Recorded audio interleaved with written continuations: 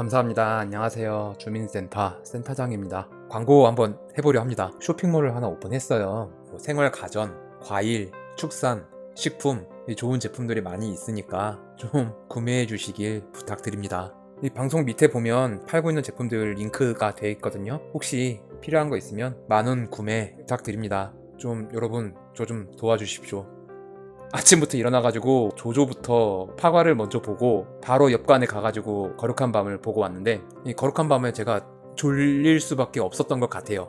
파과를 보면서 너무 좀 피곤해졌어. 장르물이다 보니까 이 편안하게 볼 수는 없어요. 누아르고 스릴러적인 면도 있고 액션도 있으니까 보면서 많이 피곤해지거든요. 그러니까 이제 거룩한 밤은 좀 객관적으로 못 본 게 있지 않을까 싶네요. 일단 보기로 했으면 보는 걸 추천합니다. 나만 당할 수 없잖아. 이름부터 너무 촌스럽지 않아요? 데몬 헌터스? 우리가 마동석 영화라고 하면 기대하는 게 원펀치 뭐 쓰리 강냉이 막 다 날라가고 이런 거잖아요. 그런데 이게 지금 예고편에 다 나왔어. 헤헤, 예고편이 다야. 그리고 제가 롯데시네마에서 봤는데 오디오 시스템 때문에 그런 건지 어떤 건지 소리가 좀 약했다? 이번엔 좀 속 시원한 게 없어. 타격감이 많이 없어진 것 같아요. 사람이 아니라 뭐 귀신이어서 그런가 봐. 뭔가 타격감이 없어. 불꽃이 나오고 연기가 빠져나가는데 사람을 때리는 느낌이 안 들더라고요. 마동석식 유머가 언제까지 통할 것인가 그 생각을 좀 해봤는데, 그 눈이라도 하얗게 잠깐 해봐. 보여드리게. 지금 안 되죠. 범죄도시에서는 캐릭터빨이 있잖아요. 어떤 유머든 그 조연들이 다 받쳐줘. 장이수도 있고 초롱이도 있고 아, 너 같이 안 가면 또 맞아. 그래요? 빨리 가요. 이 보조되는 캐릭터들이 다 받쳐주고 받아쳐주고 다 웃겨주는데, 이번엔 없어. 마동석 혼자서만 막 이런저런 하는데 아무도 그걸 받아쳐주지 않습니다. 개그캐가 없어. 아쉽더라고요. 아쉬웠습니다. 오컬트라고 하기엔 약하고, 공포라고 하기엔 안 무섭고, 미스터리라고 하기엔 안 궁금하고, 유머라고 코미디라고 하기엔 안 웃기고 어중간해. 우리가 지금까지 봐왔던 공포에 대한 클리셰는 다 갖다 때려 박아놓은 것 같은, 콘스탄틴 같은 느낌이 잠깐 나오기도 하고, 콘스탄틴에서 사탄이 싹 나타날 때 그 똑같은 앵글이 나오더라고. 김군 나오는 그 보조 있잖아요. 다윗인가 다니엘인가, 그분이 카메라를 들고 나온 이유가 있었어. 카메라를 들고 계속 찍는데 그 화면을 사용을 하거든요. 이 카메라로 찍는 뷰 우리 많이 봤잖아요. 좀비 영화에서도 본 적이 있고, 파라노말 액티비티에서도 본 적이 있고. 마동석 복싱하고 파라노말 액티비티 그거 무서웠잖아. 그 장면 좀 갖다 쓰고, 야 엑소시스트 무섭잖아. 그 장면 갖다 쓰고, 귀신 들렸으면 천장에 좀 올라가야지. 천장에 갖다 붙고 뭐 이런 느낌? 오컬트 안에도 장르가 있잖아요. 구마의식이면 천주교 신부님이 나오고 이렇게 구마의식을 하거나, 검은 사제들처럼 엑소시스트처럼, 아니면 곡성처럼 미지의 존재, 무당, 샤머니즘, 우리가 알 수 없는 존재, 미스터리 이러거나, 이 파묘면은 무속신앙이거나, 이런 오컬트도 장르가 있거든요. 그런데 이 데몬 헌터스에 나오는 퇴마사 서연인데 밑도 끝도 없어. 그냥 우리가 모르는 고대 언어, 이건 뭐 고증이 된 건지 모르겠는데 고대 언어로 이 아이 속에 있는 귀신아 물러가라 뭐 이렇게 하는데, 어디서 나온 신앙인지 어디서 나온 건지 모르겠어. 웹툰에 또 뭐가 있구나. 제가 웹툰을 봤어요. 4화까지인가 5화까지인가 서연의 등장까지는 제가 못 본 것 같네요. 웹툰에 그런 게 있구나. 샤론의 엄마가 무당이구나. 영화에선 그런 내용은 없어요. 그냥 얘는 귀신을 찾아낼 수 있어. 그리고 퇴치도 할 수 있다는 그런 능력자래요. 근데 어떻게 그런 능력을 갖게 됐는지는 모르겠고, 연기를 제일 잘한 건 아무래도 캐릭터가 확실한 정지소 배우. 귀신 들렸으니까 가장 티가 나는 연기기도 하고 눈에 띌 수밖에 없죠. 그 연기는 괜찮았습니다.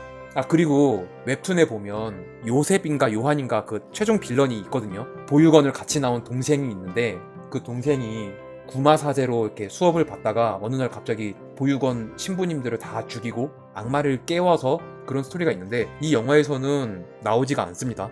요셉이라고 이렇게 다 깔아놓고 최종 빌런이 안 나와.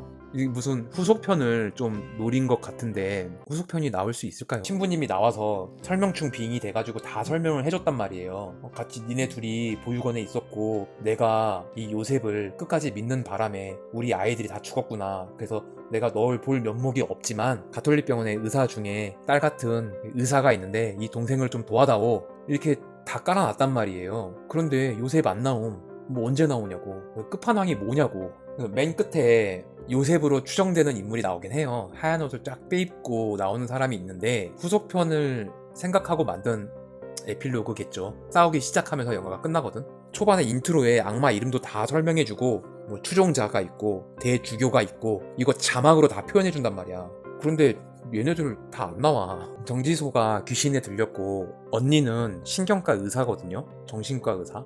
얘네들이 사는 집이 어디 전원주택이야. 집이 쓸데없이 너무 넓어. 2명인데 퇴마를 해야 되니까 좀 넓은 집이 필요하다. 여자 둘이 살지만 딱 큰 집에서 살자. 그리고 방이 겁나 많아. 각 방마다 거실마다 CCTV가 설치되어 있거든요. 우리 이 클리셰 써야 되거든. 파라노멀 액티비티 무섭잖아. 집 일단 커야 돼. 세트 크게 짓자. 그 정지소가 뭔가 좀 중요한 역할인가 봐요. 아직 정체가 드러나지 않은 그 악마들이 이 여자를 노리는 거야. 이 사람들이 그 집에 숨어 있어. 마동석이 그냥 갑자기 벽을 막 때려 부셔요. 벽을 때려 부신 다음에 아, 이 새끼 여기 숨어 있었네. 사람 꺼내. 그래도 막 디워 정도 되고 완전 망작이고 그러진 않아요. 파과 이야기를 좀 해볼까요? 파과는 진짜 재밌게 봤습니다. 민규동 감독님 작품이고요. 원작이 따로 있어요. 소설이 원작인데 아직 보진 못했고요. 영화를 보고 소설을 읽고 싶어졌어요. 어떻게 달라졌는지. 민규동 감독님 전작을 보면 이미 필모가 증명이 돼 있죠. 얼마 전에 내 안의 모든 것 비하인드 스토리 영상을 올렸는데 그 민규동 감독님 작품이었고요. 간신도 비하인드 스토리 영상 올렸었는데 그것도 민규동 감독님 작품이었고요. 요고괴담 2인가? 그 제일 무서운 거 요고괴담 2번째 이야기 그 감독님이신데 확실히 이 감독의 관록이 보입니다. 화면이 너무 멋있어.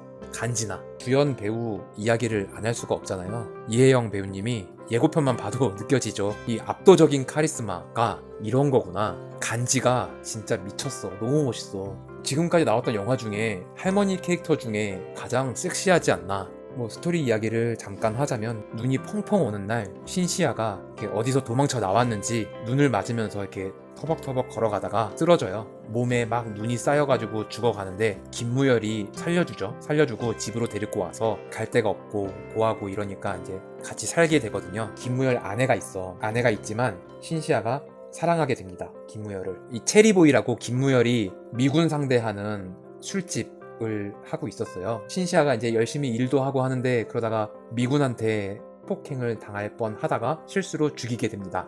이제 그걸로 첫 살인을 하게 되고 그거를 김무열이 목격하고 너 좀 재능이 있구나 뭐 이런 식으로 쳐다보면서 네 이름은 이제부터 손톱이다 이러면서 키워냅니다. 키워내고 그대로 나이가 흘러서 60대 할머니가 되고 이름을 조각으로 바꿔서도 계속 활동을 하죠. 신성방역이라고 방역회사를 위장한 이제 킬러 업체인데 암살 회사인데 세월이 흐르고 이 젊은 애들이 치고 올라온단 말이야. 그 젊은 것들이 이 할머니를 좀 무시하고 조각은 기억도 좀 가물가물하고 몸도 막 아파오고 뭔가 이렇게 병에 걸렸어요. 병에 걸린 걸 숨기고 계속 일을 하죠. 일을 하다가 자기도 모르게 이제 마음이 약해져서 해서는 안 될 행동들을 막 합니다. 유기견, 노견을 데려다가 키운다든지 목격자를 처리를 해야 되는데 뭐 살려준다든지 그러던 중에 이제 이 신성방역에 신입이 하나 들어와요. 투어라는 이름으로 활동을 하는데 김성철 배우죠. 뮤지컬 배우 출신이고 뭐 여담이지만 마지막 엔딩 곡을 김성철 배우가 불렀다고 하더라고요. 크레딧 올라갈 때까지 음악 다 들으면서 끝까지 봤거든요. 혹시 또 쿠키 있을까봐.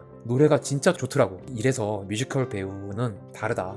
아무튼 이 투라는 캐릭터가 무슨 억하심정이 있는지 사사건건 막 시비를 겁니다. 뭐 늙으면 죽어야지 뭐 거의 이런 식으로. 이 둘의 과거에 있었던 관계가 드러나고 더 말하면은 뭐 큰 스포가 될 것 같으니까 더 말을 할 수는 없을 것 같고요. 이렇다 할 반전은 딱히 없었어요. 뭐 투 나오자마자 아 이런저런 결말이겠구나 살짝 예상했고 그 예상대로 흘러갔고 액션 이야기를 안 할 수가 없을 것 같아요.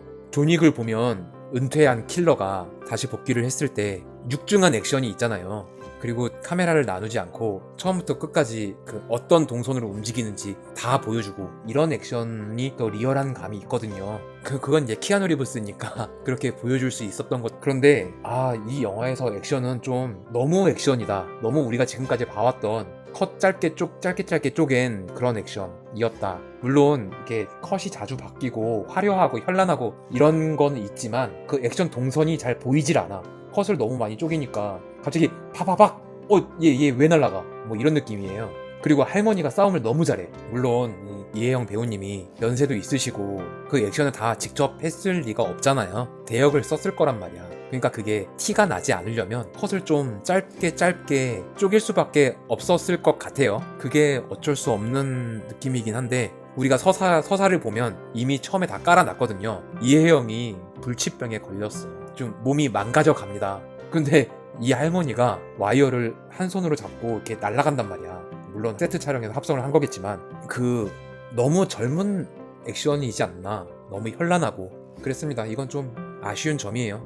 신성방역이라고 류가 만든 업체예요. 자기들은 신성한 일을 한다고 생각을 해. 창업주 김무열은 이게 다 세상에 도움이 되는 일이다. 그러니까 이 신성방역은 아무나 죽이는 데가 아니에요. 의뢰를 받지만 무고한 사람을 죽이진 않는 이런 업체인데, 김무열의 사망 이후로 변질되어 가고 있는 이 와중에 이 회사를 지키는 건 조각밖에 없는 거야. 그런 상황이라면 여기에 여러 명의 킬러들이 많잖아요. 레전드 킬러를 존경하는 여러 킬러들이 거기에 있어요. 주연 배우 2명한테 너무 몰빵을 해가지고 주변 배우가 없어. 악마를 보았다 해서 인육을 먹던 그 배우가 누구더라? 태기 아빠. 최무송. 장비라고 여기 등장인물 중에 조각을 존경하는, 화분도 기르고 되게 낭만 킬러가 있는데 실수를 하고 정체가 들켜요. 뉴스에 나와. 뉴스에 나오는 바람에 이제 처리를 해야 돼, 이혜영이. 그래서 결국 죽게 되는 역할인데, 이런 캐릭터가 더 있었으면 좋겠다. 받쳐주는 캐릭터가. 이 회사에 들어가면 사람들이 막 여기저기 있어. 여러 명들이 다들 킬러잖아요. 그런데 일을 너무 안 한다? 볼거리가 좀 부족하다. 뭐 이런 건 아쉬운 점인데, 근데 재밌습니다. 이건 뭐 아쉬운 점이 있다고 해서 재미가 없는 건 아니잖아요. 충분히 극장에서 볼만하고 보시길 바랍니다. 재밌습니다. 구독과 좋아요는 사랑입니다. 종 모양 클릭으로 알림 설정까지 하시면 주민센터와 좀 더 가까워집니다. 부디 조9r 부탁드립니다. 시청해주셔서 감사합니다. 지금까지 센터장이었습니다. 다음 영상도 기대해주세요.